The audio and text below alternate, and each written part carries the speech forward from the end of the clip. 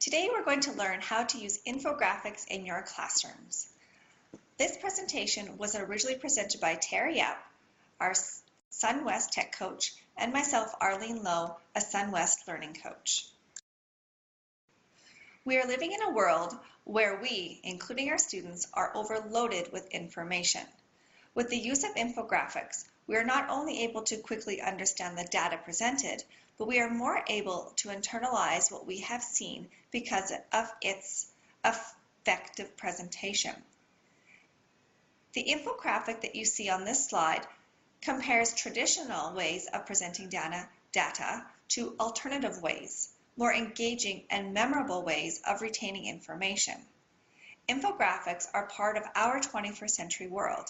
We see them in the media, Twitter, magazines, Facebook, Pinterest, conferences, and classrooms. We live in a very visual world, and infographics use our visual literacy with icons, symbols, and diagrams to make sense of data. Here is an infographic that shows the different parts of many infographics that the viewer will encounter. Notice the different types of chart styles from pie graphs to bar charts. Then take a look at theme and the vertical size of the text, how it indicates popularity that theme is in for the infographics. To break it down, infographics use a visual representation, such as an icon. All of these icons are quite easy to instantly understand. Our brain tells us key, camera, and file folder without the need for words. We can also use symbols as a visual representation. In the same way, symbols on this slide quickly communicate the concepts of peace, money, or wealth, and females. Diagrams or charts can also tell the viewer the current and projected population of the world by area, or the combination of experience, professional skills, and leadership will trigger peak performance. Finally, the flow chart is able to simply communicate how to add an article to Wikipedia. We're not quite ready to make infographics yet. However, we need to look at the things around us and use visual representation to help those things make sense. We need to be creative and think of a way to visually represent the topic so that all people can quickly understand its symbolic meaning. Now, this is an activity you'll have to pause for. What I would like you to do is, with a partner, choose one of the following 8 topics and quickly draw a visual symbol to represent the idea. Pause and share with your colleagues. One of the very interesting web-based tools that we have come across is called newsmap.jp.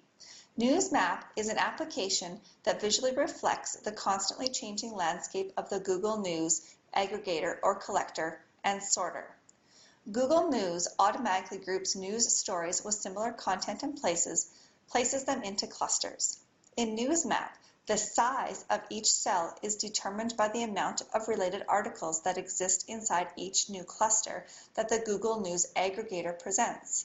In that way, users can quickly identify which news stories have been given the most coverage, viewing this map by region, topic, or time. Through that process, it still accentuates the importance of a given article.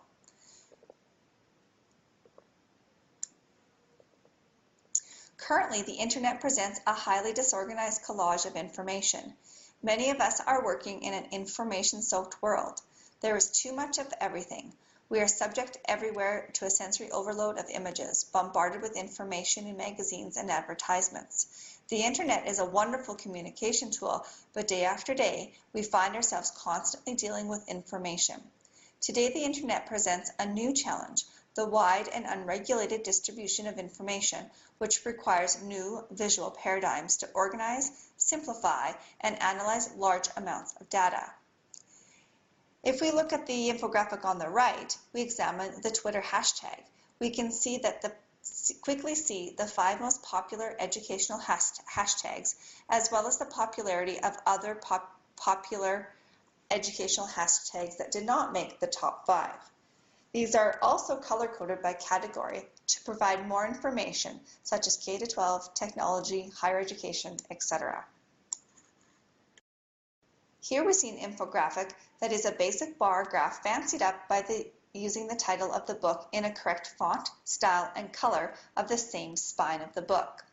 A number and numbers on the top of the book show how many have been sold in the millions.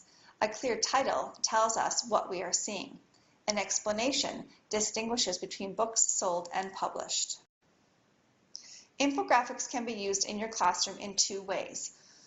One, choose specific infographics that connected to an outcome or topic that you are learning and analyze the visual data presented. Or two, collect data with your students and have them show what they know by creating an infographic that showcases their findings. The skill of analyzing an infographic enforces our students' ability to be critical thinkers and to think more deeply about the information being presented. This process puts the students in the lead of their learning rather than teachers giving them information. The ability to create an infographic takes their ability even further. The creation of infographics walks students through all the stages of inquiry by ending with creating a visual representation of their learning. Take some time now to scan these 3 QR codes to get some ideas about what infographics can look like. When analyzing infographics, there are 3 areas. First of all, the message or the content. Look at the question, what is the problem or message in the infographic? Does the infographic flow? Does it tell a story? And is there a message or a call to action? Look at the red arrows.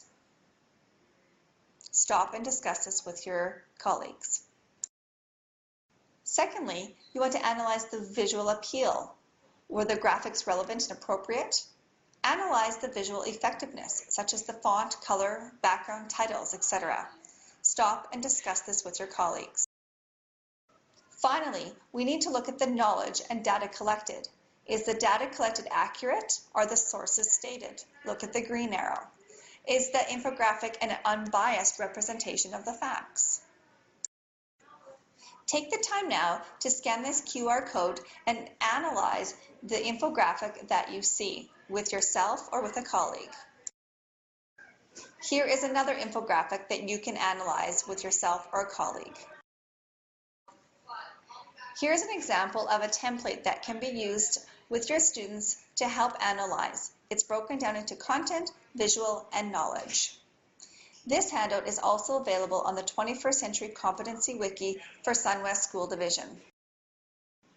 If you would like to create infographics with your students, here are the 5 steps to do so. We'll walk through step by step now. First of all, you want your students to send in a proposal.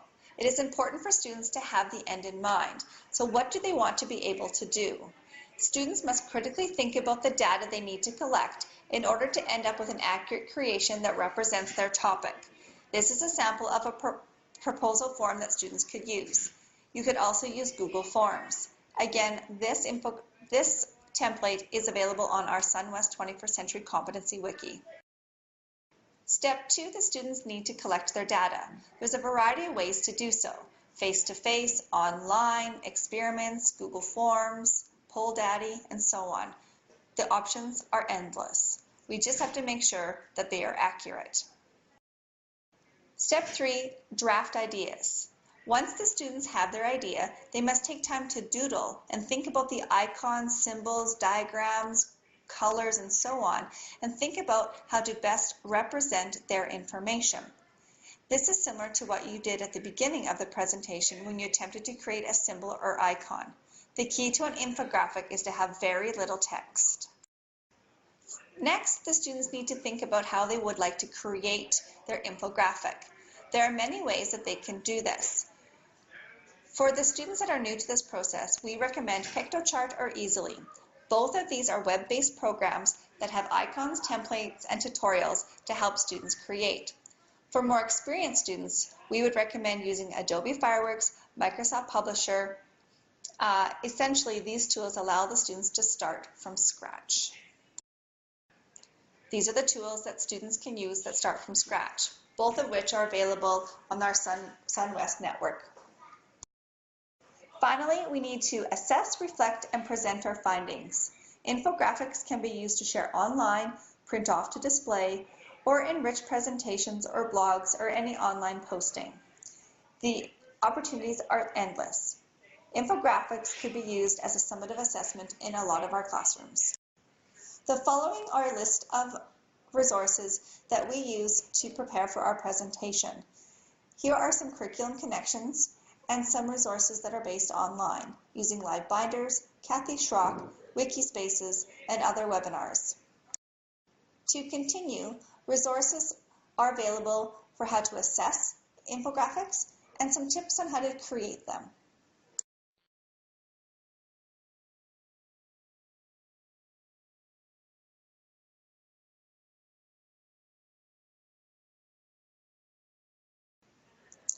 Thank you so much. I hope you learned more about using infographics, and I hope that you will try to have your students create these in their classrooms.